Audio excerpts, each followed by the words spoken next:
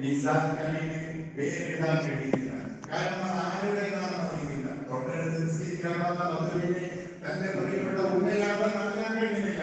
തന്റെ പ്രിയപ്പെട്ട ഉമ്മയാണെന്ന് അറിയാൻ കഴിയുന്നില്ല.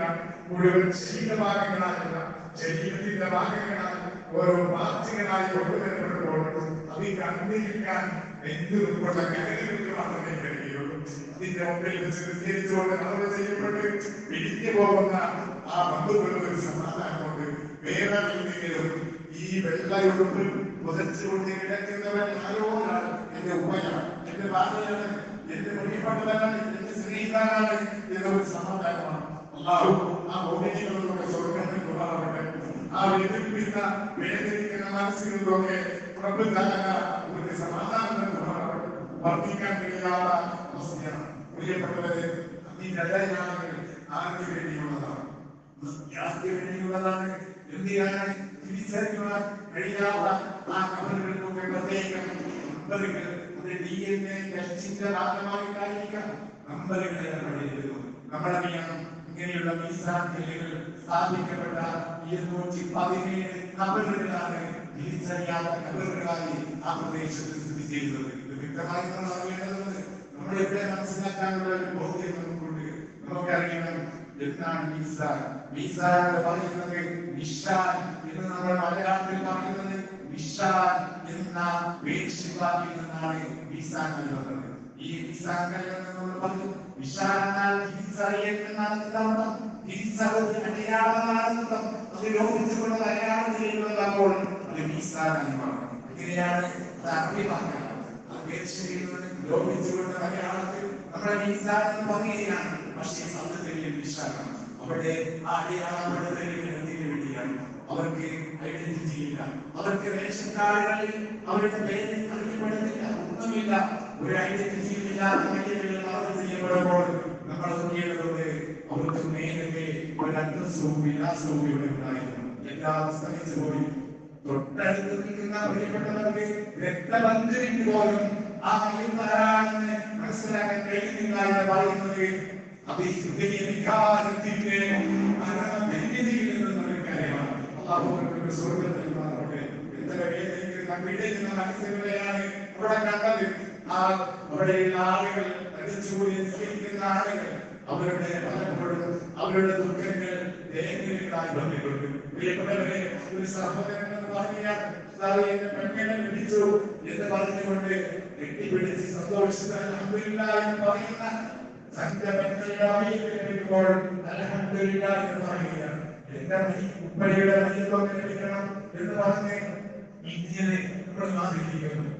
മരണപ്പെട്ടതിലുള്ള ദുഃഖത്തിലേറെ ഉള്ളത് അത് തിരിച്ചറിയാതെയുള്ള പറഞ്ഞറിയിക്കാൻ പഠിക്കാത്ത അത്രയും വലിയ ആഴത്തിലുള്ള മനോഹരതയാണ്. പ്രിയപ്പെട്ടവരെ, അത് അനുഭവിക്കുന്നവർക്ക് മാത്രമേ അറിയുകയുള്ളൂ.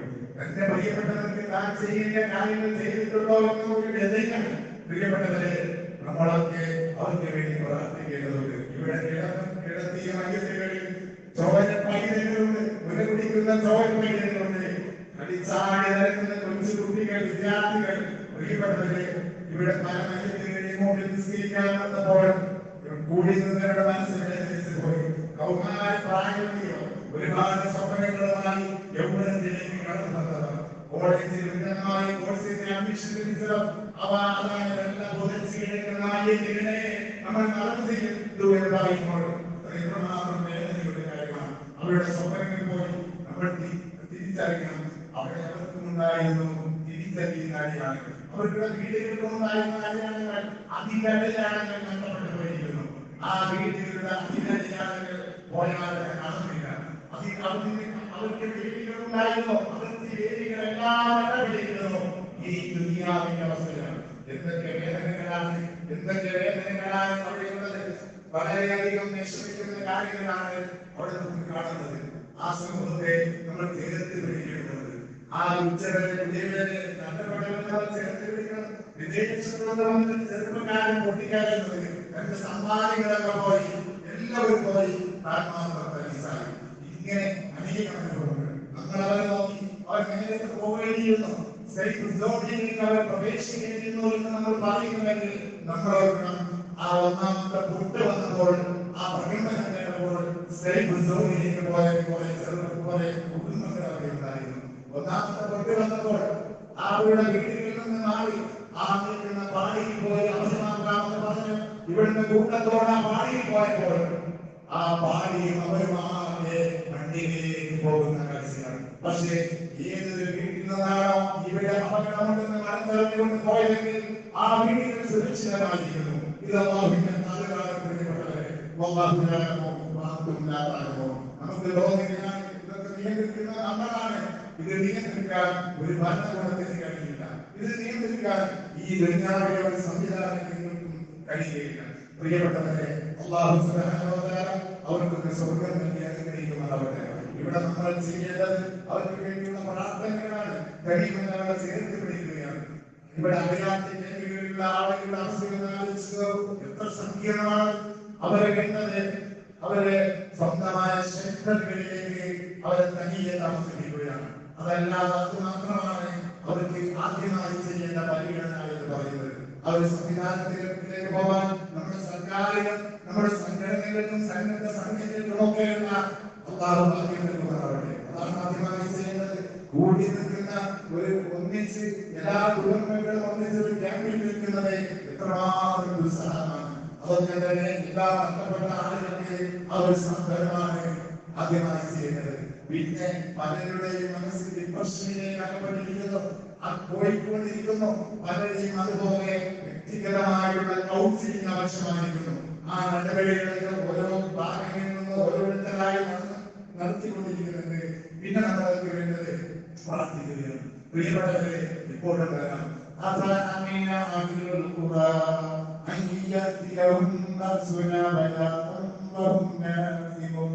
ഒരു നാട്ടുകാരെ നിർഭയനാണോ അവർക്ക് രാത്രികാലങ്ങളെ നമ്മുടെ ശിക്ഷകളെ കുറിച്ച് അടുത്തായത്തിൽ സൂറത്തുൽ അഅറാഫ് അടുത്തായത്തിൽ അല്ലാഹു പറയുന്നത്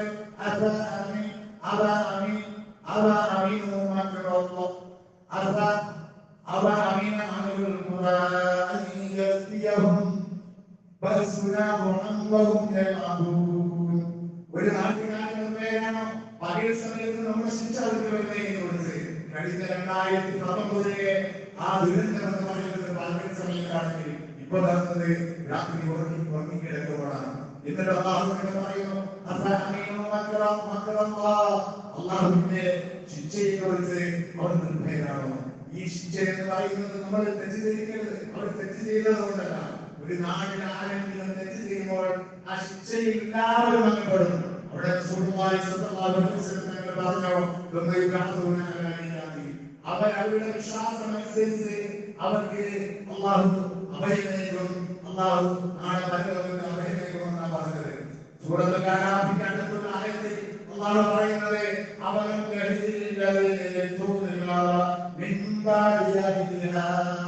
ഒരു നാട്ടുകാർക്ക് ശേഷം ഈ ഭൂമിയെ മറ്റൊരാൾക്ക് അന്തരമായി കൊടുക്കുന്നു. അവർക്ക് മന്ദിരമായി അവർക്ക് ഇത് തന്നെ ഉദ്ബോധനമായിട്ട് മതി. അവർക്ക് അവരുടെ തിന്മകൾ കാരണം അവർക്ക് നാം ശിക്ഷയിൽ ഇറക്കി കൊടുക്കുന്നത് ഇത് തന്നെ മതി എന്ന് പറഞ്ഞത് സൂറത്തുൽ അഅറാഫിന്റെ 3-ാമത്തെ ആയത്ത് പറയുന്നത് നമ്മളോട്. അവർക്ക് ശേഷം ഈ ഭൂമി നമ്മളിലേക്ക് നൽകപ്പെട്ടുവെങ്കിൽ ഈ ശിക്ഷ ആവർത്തിക്കുമെന്ന ഒരു താക്കീതാണ് എന്നുള്ളത്. പ്രിയപ്പെട്ടവരെ, അല്ലാഹു കാത്തിരിക്കുമാറാവട്ടെ. പ്രയാസങ്ങൾ നോവുകൾ സഹിക്കുന്ന ആളുകൾക്കൊക്കെ അല്ലാഹു സുബ്ഹാനഹു വ തആല സമാധാനം നൽകുമാറാവട്ടെ. നമ്മളിൽ നിന്ന് വിട പറഞ്ഞ ആളുകൾക്ക് അല്ലാഹു സ്വർഗ്ഗം നൽകി അനുഗ്രഹിക്കുമാറാവട്ടെ. അവരുടെ അഭിലാഷങ്ങൾ ശേഷിക്കുന്ന മക്കളിലൂടെ പ്രിയപ്പെട്ടവരിലൂടെ അല്ലാഹു നിറവേറ്റി കൊടുക്കുമാറാവട്ടെ. അവർക്ക് അല്ലാഹു സമാധാനം നൽകുമാറാവട്ടെ. പ്രിയപ്പെട്ടവരെ, നിരവധി ദുആവസിയത്തുകളുണ്ട്.